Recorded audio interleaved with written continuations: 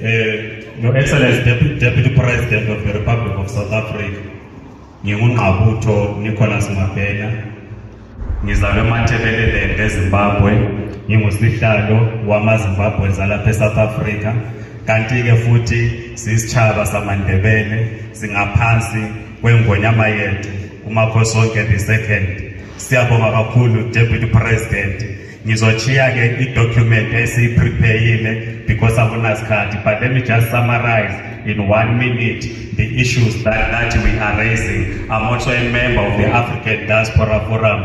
Ngicela mangikhuluma la amaNdebele ngihamba nawo niphaka Deputy President anibone.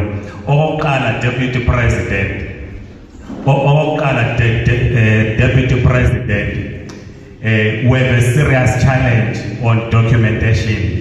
As isitshaba seNgonyama, the current Immigration Act says I cannot, if my father is born in South Africa, I can only claim citizenship, that is through descent, but I cannot claim citizenship ngabokhokho ngoba okhokho bethu basungalana. Early this year, His Majesty zaba ne-meeting le Department of Home Affairs i-Policy Unit discussing the very issue ukuthi iNgonyama abantu abayo abala eSouth Africa kumele kwenzakaleni in terms of the Immigration Act so that they qualify for citizenship eSouth Africa. Asikakayitholi impendulo, sithemba ukuthi uDeputy President uzasinikeza leyo mpendulo not namhlanje kodwa se-consulting. Okwesibili, Deputy President, you will know historically ukuthi eMathebelele there was a genocide called Gugurawundi.